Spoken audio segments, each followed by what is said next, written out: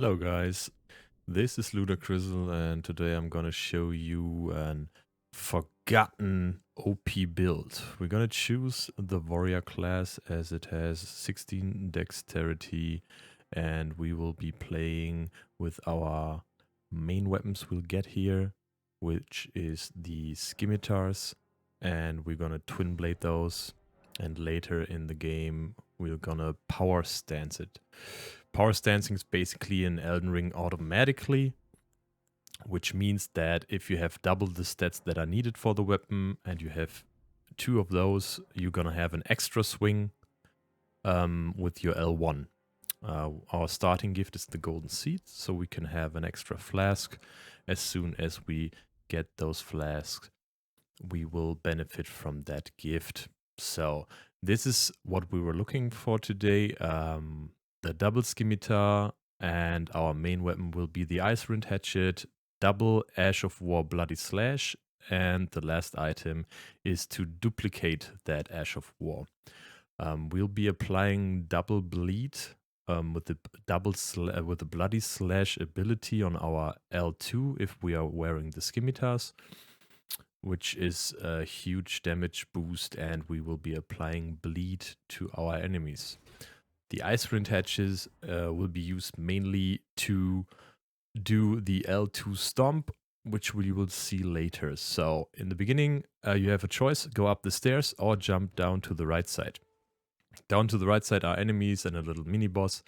So we're gonna go there to get those runes. In the beginning, we want to go to that church first, and then to the far right behind the little forest, there is a second bonfire where we will get our torrent, our mount, the horse that we will have, that we will need to ride to get through the lands. Yeah, just be sure through the gameplay you will see that to sit down on the bonfires. So if you die by accident, you will respawn to the last rested, or if there's a statue nearby, you will spawn at that statue. So just follow along. We will sitting down at that bonfire, the Lost Grace, and have a little talk to Melina. And we will receive our Spectral Steed Whistle, so we will equip that and go on a ride. Get the first map, get this bonfire. This is just optional, it's not really that important for the route. And we are now on to our first objective to get overpowered. We will be heading to the northwest where my cursor is. We will we'll be going around that huge castle that is on the left hand side, and get to the new area without spoiling anything or without any bosses that we have to take care of. So our first objective is turn around right through that section here. There's a giant jumping down. Just keep riding. Take that golden seed. That's always good to have. Rest, loot. What you want to do during that run, it takes less than an hour to get that early OP weapon. What you want to do is try to get everything on your way. Just loot while you ride over it. So pressing Y or Y or triangle on your controller if you're a controller player. So you have some backup runes if you sell items, because you will need 3000 runes to duplicate the Ash of War with the bleeding effect. Okay, now we get teleported to the round table the first time, but we won't bother with that and get back to the bonfire we just rested at. So Melina brought us to the bonfire. You can explore the round table. You can explore that. We will be marking the map a lot more, so you can get behind my thought process here and do it for yourself, or as a tip, it's also applicable. If you want to go to a certain direction or a certain point and you don't know where it is exactly what you're looking for, just make a marker so you don't lose yourself, or look at the compass at the top middle of the screen. You can get that lantern, by the way, at this vendor. It's cool if you have that in dark areas, so you can use that item, and then you can just switch back to your flask, for example, and it still lightens up the area around you. So we're heading here and getting our second map, so we can get around that area better. You don't have to fight at all, but you can see me occasionally clear out mobs or whatever to get out of combat to take a look at the map for you. So we have a new map, and we can go a little bit more to the north. As you can see, I can't see shit, but we will just mark the sort of area we want to go, or sort of direction we want to go. So you don't have to look at the compass, but you can see in the far distance that blue light, so you know where to go. Take those bonfires if you see them along the way. You will need them later.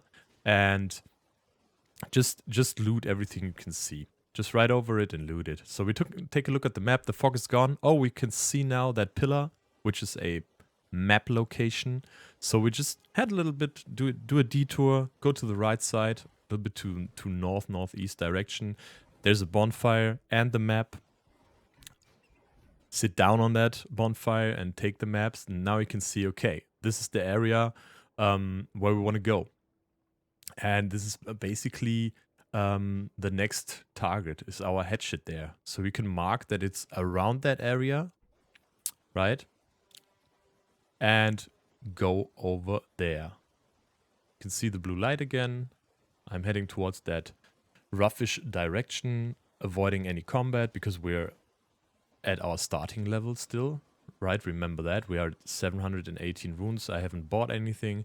I just killed some enemies in the tutorial area when you jump to the right side. Take a look around if there's anything you see shimmering that you can loot that gives you a benefit later on. There's a site of grace, a bonfire, right? And then you can see, okay, the temple quarter is revealed because we rode through it, right? And then you just search around. There's this building here where you can see there's a chest inside. And you just loot that, and we have our first of 3 objectives. The Icerind Hatchet. And this is a pretty OP weapon. I'm playing with it in the late game at a +10. And it's doing an insane amount of damage. And if you see those red icons on the map that I just showed you, those are usually caves where you can get stones for the smith to upgrade your weapons. So keep an eye out if you get those maps. Take a look at it. Take a look around, and if you see those red circles, usually cliffside, just go inside. There's most likely a bonfire, and you can just rest there and come back later.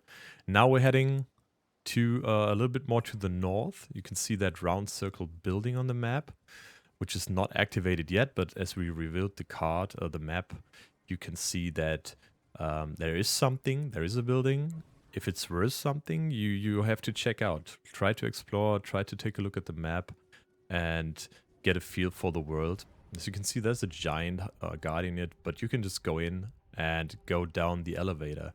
Right now, we're on our second objective. We will be trying to get as much loot as we can. See, I'm just doing that detour. I don't need to go there, but I'm taking that detour to show you, okay, there's stuff that you can take with you. There's always caves with stones, smithing stones that you can use later on to upgrade your weapons, because we're doing sort of a route where we take stuff and to get good at the beginning, and to help you guys and girls out to get through the game early, a little bit more powerful. Okay, this is a huge cave. There's, by the way, an overworld and an underworld, and we went through the elevator. We went to the underworld, which is huge, also like the overworld. So you can just walk around, loot stuff, golden runes. There's enemies. I tried to do them with my scimitars, and I'm doing almost no damage and died. And that's Elden Ring for you. So we respawned up here, right around the corner, since we sat down on it, right? If we didn't sit down and just activated it, we would have spawned at the last sat down bonfire. I'm pretty sure of it. So we go down back again because we need those runes. Yeah, I was kind of stressed out that we don't have enough runes to buy that item. We need to duplicate the Ash of War. So we just loot everything we want from there. And there is stuff up there. So you do go a second way. But right now I decided, okay, let's level up to 11 strength, as the hatchet needs 11 strength. Okay, so I thought, okay, I'm doing no damage at all. I died to that group, and just put that one point into strength, and let's equip the hatchet. And as you can see now, it's not crossed red, so we can wear it, right? And I equipped the shield, and if you do an L2 where you want to stomp, and the shield has parry, you can see that I hit with my shield. That's a parry, right? No, that's a is it a parry or a riposte? No, it's a parry. It's a parry. It's a parry where you can afterwards riposte an enemy, but I don't want that. And so I unequipped the shield, and as you can see, or as you saw, my L2 did a lot of damage to those ants, but they didn't give me that many runes. So we go to the left side instead of straight. There's this ant queen, so you can hit her in the butt. Yeah, stomp a little bit, and then I thought, okay, that's like way too many ants since we're way too low. Let's get out of here. And I'm out of mana right now. I'm out of FP. And yeah, we went up there because of those items to loot them. You can see the enemies. I realized, fuck, I don't have FP. Okay, let's keep going because I need a bonfire to rest at to get my flask back, right? And my FP filled up again. But luckily, there's a bonfire to the left side, as you can see, when you drop down to that cave part. And I allocated my flask. So 3 healing flask and 2 mana flask, right? Because the L2 stomp, or 1. Yeah, I decided to go with 1. So in case I need to farm those enemies, I have 1 mana flask, 1 FP flask to kill those enemies. But I first wanted to check out, because if you go inside here, there's the vendor that we need, and the map, the first map of the underworld. As you can see, it's huge. So we are at 1,292 runes, right? And we can't afford the lost Ashes of War, used to duplicate Ashes of War, the bleeding effect that we're going to get for you. So as we looted stuff, right, I'm popping those souls. And as you can see, we are at 13k. So we can buy that for 3k. That's easy. We can also buy the cooking book that's on the right side. That's for crafting. The first bonfire we set at Santa, he told us just buy a crafting kit so that you can craft materials, that you can craft consumables during your gameplay. I recommend it, but I just wanted to go to the part of getting OP early and get you guys started so you can buy that afterwards. So we're teleporting back to the first step, and we'll be heading to the east. But I kind of fucked it up. As you can see, it's on the far right side. There's a fort, and we want to go there. And the Mistwood outskirt is what I, accidentally discovered, because I thought to the east of that waypoint, of that bonfire, there's a cave. There's an elevator that goes to the underworld, and I thought that's the one for your duplicating Ashes of War item. So that's why I have that. But you can get there easily. Just set yourself a marker on the map and head to that direction. There's a bridge where you can go over, and you can find it really easy. So we're heading to that fort, taking anything that is on our way towards that, and gonna go to that to that tree, to the golden seed, and then down to that bonfire. And sit down, of course, because we want to respawn there if something goes wrong, if there's no statue nearby. And we're gonna allocate, we're gonna add a new flask to our repertoire and allocate the flask, right? Because you got that seed, right? I didn't do that right now, but you can do that for sure. So we're going in with 3 healing potions and 2 FP potions into that fort. Okay, those are stronger enemies, as you shouldn't be there from the get-go, but you can, right? And as you can see, I'm stomping on them, and I'm doing a huge amount of damage, but I'm also very squishy at the beginning because I didn't level anything. But I just want to see if we can farm some more runes to level up a little bit more towards the end, where I will showcase you the damage of the weapon after you've spent less than an hour, okay? So I'm getting blasted by those fire pots here and those rats. Those rats are really, really dangerous, not because of the amount of damage, but because of the attack speed, and they're notorious from the previous Dark Souls games. Because if you encountered rats in a no-hit run, which I did for Dark Souls 3, you they have that a really, really fast attack pattern where you get hit, and I die. um, so most likely in a no-hit run, you will be throwing fire bombs at them to not engage them, because they can end a run real quick. Okay, so we died. Great. So we have to get in there, and I decided to just run up, get the runes so they don't get lost in the process if I die again. And I just try to spectate everything, who's coming, who's not. So there's a red coming, we just slice it up, and then we fight the first, well, it's not a boss, but it's the one who has that slashing, as you can see, the bleeding effect. And he's doing quite a bit of damage to us, but we are using our level 1 hatchet with the L2 and stomping him. It can stagger him, it can knock him a little bit back. It does initial damage, and if those ice sickles on the floor explode, they do a lot of damage. So we got the Ash of War, the Bloody Slash. Yeah, okay, stop teabagging him. Okay, moving on. So we got that. And let's get back to the round table. Okay, so we gathered a bunch of smithing stones. We got the Ash of War for duplication. And you can do that at the smith, okay? You can just go for Ash of War duplication. Pick the one you want to duplicate. We want to duplicate the Bloody Slash, right? For the bleeding effect, and the L2. And apply that to each of your scimitars. So if you're going for double short sword or whatever, right? But for now, we're going for a dex build and for the hatchet. So and now we can use those smithing stones, right? And these somber smithing stones that you can find around the world, and upgrade our weapons. So we're upgrading the scimitars to +2, to +1, and the Icerind Hatchet to +1. Okay, and the best thing about that is that if you have like an ice immune enemy, you can switch to double scimitar, which is basically no hustle at all, and you can just apply bleeding effect and kill those enemies. But to show you the best of it, as we fought through our ways, we just level a little bit. We have 10,976 runes, which we just got occasionally, right? We were just riding through and not fighting at all, just a little bit at the end. Going for the dexterity, because that's scaling with the scimitars really good.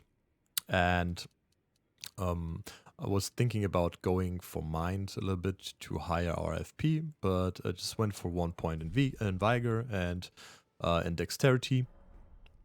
And as you can see, it's 1 hour and 4 minutes. We just teleport to the first step and take on that horseman, that boss that you can see when you leave the early gate. After you just created your character, right? You will be blasted by a tutorial boss. You can no-hit him. I did that too. I did a video on that, so you can look that up, how to no-hit the tutorial boss if you like. Just look up the Elden Ring playlist here, or I'll just leave a link in the description below. And yeah, we're just rolling and stomping. I almost died there. So you wanna keep your distance, and then you wanna punish him for just being a little bit staggered. It's not staggering, but he's kind of slow and not attacking again, and you want to do the roll and kill him. And as you can see, this is just a level +1 hatchet, and it's doing an insane amount of damage, and it's a great starting point. And sometimes everyone goes for the most OP weapons and builds, but forget about the little things, and those weapons that are in the game a lot are really, really, really, really awesome. And that's about it. I hope you enjoyed it. I hope it helped you. Leave a like, a comment. If you haven't subscribed yet, give it a go, and see you next time. Thank you for watching again. Bye.